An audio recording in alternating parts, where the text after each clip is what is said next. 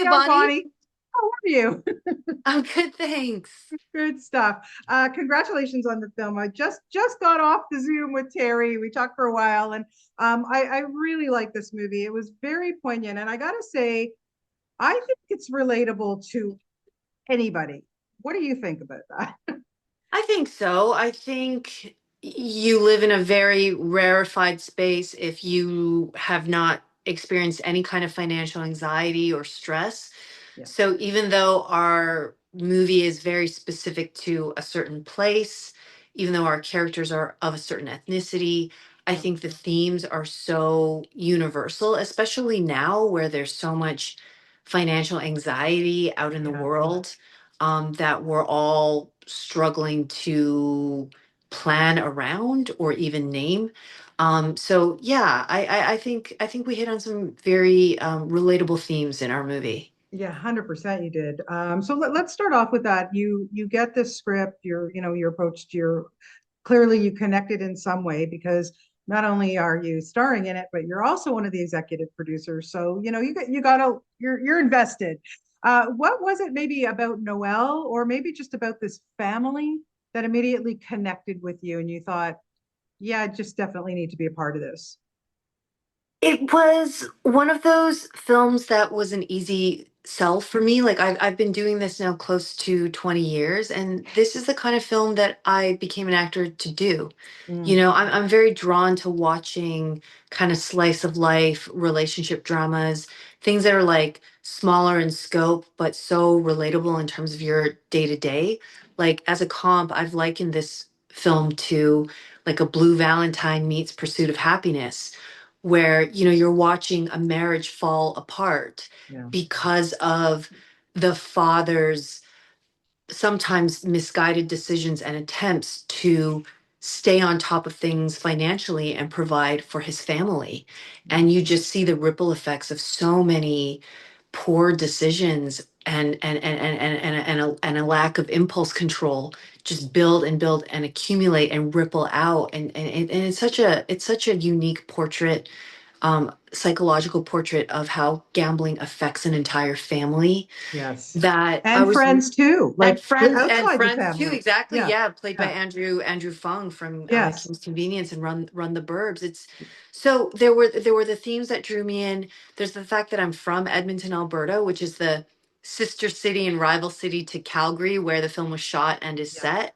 But to be able to put something down cinematically that represents where I'm from, you know, to represent the prairies and to represent what it is to grow up Asian Canadian in the prairies specifically, not Vancouver, not Toronto. I think it really, you know, sort of plants an important flagpole in the cinematic world to have something out there that represents uh, what feels very authentic and real to me. Right. And I'm really proud that my friends and family are going to come to a screening to this on Friday and maybe get to see a bit of their world reflected back to them. Amazing. Wow, that's fantastic. Yeah, and I have to say, I did. I felt for Noelle. Like here you have, she works hard too, she's tailoring, she's doing what she needs to do to help make money for this family as well. And then she's presented with this, I don't want to say opportunity, with this dilemma. I don't know. But to me, she seems like such a good person, but she's still having that conflict too. Like, what should I do? Like, should I keep this watch? Like, I found that very interesting. Well, what did how can you talk about that a little bit? I think it's really human. Again, I think what I love about the characters that Gillian created is they're very complicated, Mm, as real humans are. They're very flawed. I think it would have been really boring and sanctimonious if Noelle had been so angelic and perfect next to Lucky's flaws. For one, it wouldn't have made sense. It's like, you know, she already feels like there's a good cop, bad cop dynamic with within the them, and I kids. think Yeah, sometimes because of his choices, she feels more like a parent than a partner, and that isn't sexy for any marriage. sure. And at the same time, I think because of the financial pressures on her, the fact that she is faced with her own form of temptation and her own sort of crossroads into, do I do something unethical here because in the short term, it's going to solve some problems financially for my family, Right. or at the end of, at the end of it all, do I make a choice that is better for my daughter in the long run? Mm. And I think that anytime you have characters that are flawed or in some kind of, you know, moral dilemma, it pulls you in as the audience. It makes them more relatable. And Oh we yeah. actually shot two kinds of endings where her choice around that, ethical dilemma, we shot it both ways. One where she chose the high road, and one where she chose, maybe the quote unquote low road that if we had gone without, it probably would have been very understandable. Yeah. And I think it would have made her understandable and this is why she's with Lucky, right? Like Right. Yeah. they both have a little bit of crooked in them. I could have justified that choice. Sure. And then it trickles down to her daughter, Absolutely, Grace. Like, in ways that her daughter never would have known or seen or really been aware of. yeah. And I think that's real. I think parents are making choices all the time that impact their children's lives in ways that the children don't even necessarily connect the dots. Yeah. But as we grow up and grow older, we go, that's kind of messed up, and maybe this is how it impacted me this way, and this is why I do this Mm. when these certain situations or people or relationships seem to keep coming back up because I keep choosing or attracting or, until I heal that thing. So, Yeah. you know, Yeah. It's interesting. Yeah, it's a great character study. There's no question about it. And then getting the chance to work so closely with Terry. Now you guys are old pals. You've known each other forever. It's not like we've known jumping each other forever. right. It's not like jumping into a scene like, okay, hi, nice to meet you. I got to jump into bed with you. Okay, whatever. But no, you guys are good friends. And tell me a little bit about working together on this level because there's so much tension between this couple. Oh my goodness. I'm I so think at the happy end to of the hear day, you it's got say to be that. fun. Listen, I'm so happy to hear you say that because if you didn't feel the tension and you didn't feel the stress, Yeah. we wouldn't be doing our jobs. And I think because Terry and I have known each other for so long, we have a very, kind of brother sister relationship off screen. We've been in and out of each other's lives for a couple of decades Yeah. now. One of my first jobs was with him. That's actually where I met him. I think I was feeding him grapes in the park in our first scene together. But when you have that kind of um, friendship and history off screen, and even though we've never worked together on this level where we're kind of tearing into each other on screen, Yeah. there's a respect and a trust that already exists that I think you can bring onto the screen, and it feels already lived in, for the audience. I hope that's what people pick up on. I hope that's what makes us feel real Yeah. to folks. Like we can. I had no problem.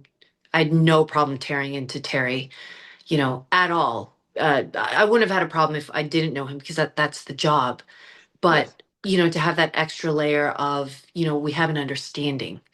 Um, it never hurts. It Yeah. never hurts that process. Yeah, for sure. No, no, you guys are great together. Although I would love to see you kind of in some kind of rom-com together. What do you think? I'd love to do a rom-com, or I'd love to do something like Savages, like Laura Linney and Oh, Philip Seymour yeah. Hoffman, and to fight it out in a different way. Oh, I'd like, Yeah. yeah, because yes, you know what? I agree because I would have liked to see more of that scene between the two of you in that watch situation. Like, yes, I agree with you. Okay, I'm picking what I Yeah. said back, and yes, I Yeah, think that, I think we do really well just like battling it out on yeah, screen, yeah, it more and works more. really, really, yeah, I think it'd absolutely. be funny to play brother and sister on That would be on good on too. screen for something. The Yeah. possibilities are endless here, Dysfunctional Olivia. brother sister, yeah. I also want to make reference to another major character in this film, which is the cold. Now, I am a Toronto girl. We get cold, but we don't get Alberta cold. And I got to tell you, like, boy, did I ever feel it watching this, but not just the outside cold. The cold goes into the home. Like there's a coldness between these characters, rightfully so. Can you speak about that? Because yes, being you born in Alberta and everything. I mean, you know that cold, you know it, you know. But what is it like to shoot in that kind of weather, or is it just like I'm used to it? You know, it informs you. Um, One of the reasons when I became an actor, I didn't even consider Toronto because I was like, the climate, the winters are too close to what I'm leaving in Alberta. I went for Vancouver because I wanted the milder weather and I wanted the milder winters. Yeah, So to come and shoot in the middle, like we shot that in January of 2022. So it was yeah, like the middle of winter, but it informs something. Like for me, it drives me crazy when I watch, the many Christmas television movies that are shot on sound stages or in the middle of summer, yeah, actually, in and around Vancouver. And if you know cold, just because someone's wearing a jacket on screen, you know they're fine because you don't see the the breath. breath Yeah, that comes out, and you don't see their shoulders scrunched up, and you don't see the way they're holding themselves because they yeah, want to get inside as soon as possible, right. and to see us shoveling snow, to see us walking carefully to not slip, like those are things you cannot fake. And Yeah, I think that's why I love this film so much, because those are like little layers of authenticity to the environment that also inform us, because it informed the wardrobe that we were wearing, it informed the shoes that we were able to wear, it informed the slippers that we were wearing inside, the blankets that we throw onto each other. And all of that creates that sense of this sort of like bleak isolation, because I think Lucky is in a bit of the winter of his life. yes, He's the rock bottom is just around the corner, and to set so much of that where he's driving by himself through those snowy Calgary freeways. I think it was a really nice reflection of what was going on for him internally, because at the end of the day, it's a character portrait yeah, about Terry's character, and to capture those feelings of isolation, those feelings of loneliness, those feelings of not being able to, metaphorically get warm no matter what you do. mm. It all adds to that visceral sensation of our film. Yeah, 100%. As you said earlier, you've been doing this for a few years now. We get to see you in so many great roles, like in C, and then of course Warrior. I mean, Madame Atoy, she's a great character. Like I just love Thank you. watching that. What a great character. And then the fact that it's now gotten its life on Netflix. I can't even imagine how that opens up to you, like the world, and fans that might come to you that you might not have had before. Like what is it like to play a character but having that platform like Netflix? I, you know, I I'm I f- I feel like I'm such a working actor versus an actor who is almost more famous for their celebrity than their work. Like I Sure. think the Emma Stones and Jennifer Lawrence's and J Lo's and who do great projects and do very high profile uh projects, but then can't walk down the street without being Yeah, hunted by paparazzi. They're the 1% of the 1% of actors who are out there. They live of in a course. very rarefied. I mean, I don't think about it. I can walk down the street. Like I get recognized definitely more now than I ever have, but it's so far and few between. And it's always such, like, if you know me from Warrior, if you know me from Marco Polo, it already Yes. tells me something about you, because that's not everyone's cup of tea. You Yeah. know what I mean? That those shows are very they're very I wouldn't say they're zeitgeist mainstream shows. So if you know, you know. So when people recognize me from those shows, there's so much reverence and respect that they are often really, really lovely interactions. But being recognized and whatever size platform I have, it really doesn't infringe on my everyday life as a human being. Yeah. So Yeah. I'm just always just, I'm just like hustling like everyone else. Like I feel like I'm no different than like the real estate agent who is going through a buster boom because market factors that are outside of their control are just something they have to adjust to. And I Yeah. feel very much like that as an actor, you Yeah, know? well, no, it's always great to see you. And just lastly, to wrap it up, now, is this true that you directed a documentary about Raquel Welch? Okay, can Yes. you please tell me about that? Because when am I going to get to see that? I will never forget when I started in this business a million years ago. People would come to our rooms at the Toronto Film Festival and we would interview them. Blah, blah. And I got to meet and interview Raquel Welch. And I got a great picture with her, like way pre cell phone. So I had to take out the little cat. And I just was like, honestly, I thought my jaw was going to drop to the floor. Like, still a beautiful woman, still just a class act. And so when I read this about you, I was like, first of all, why have I not seen this documentary? So can you please give me some lowdown on this and when we're going to be able to get to see this? Absolutely. There's an announcement on the Canadian side of things that hasn't come out yet, but there Okay. will be there will be Canadian air dates and some things to announce. I just don't know if I can No, chat no, that's about okay. that I just I yet. just wanted to make sure I didn't miss it. Okay, so why, Yeah, no, first no, of no, all, why absolutely, Raquel absolutely. Welch? I Why mean, yeah, Raquel Welch? it was out on it's on the American side. It's on CW. Okay. Um, there's stuff happening on the Canadian side, and but w- during the strike, in a way, it kind of fell into my lap. Yeah. I was a production assistant years ago for Network Entertainment. They are the company behind this franchise of very, very high quality cinematic documentaries that are tribute documentaries to icons across entertainment, sports, and politics. Like, I am Heath Ledger, I'm Richard Pryor, Yes. I am Yes. MLK, I am Yeah, I've JFK seen all Jr., those. I Yeah, am yeah, Bruce yeah. Yeah. Lee. Yeah. So their latest was I'm Raquel Welch, and they wanted, Derek Murray called me and said, we've always wanted to look for an opportunity to collaborate with you. And for Raquel, they wanted a female filmmaker. They thought it'd be interesting to find a female filmmaker who was also an actress herself. Yeah. And of course, they knew about my background in journalism. So the timing just really aligned because the strike was happening. And I was so intrigued by her story. Like, I knew her as an image, Yeah. I knew the iconography of Raquel, but I didn't know the depths of her story. And after just 1 hour of researching her, it was one line that really intrigued me, and it was like a male co-star of hers, I forget who it was, upon being asked about his thoughts that they had just been cast in a project together.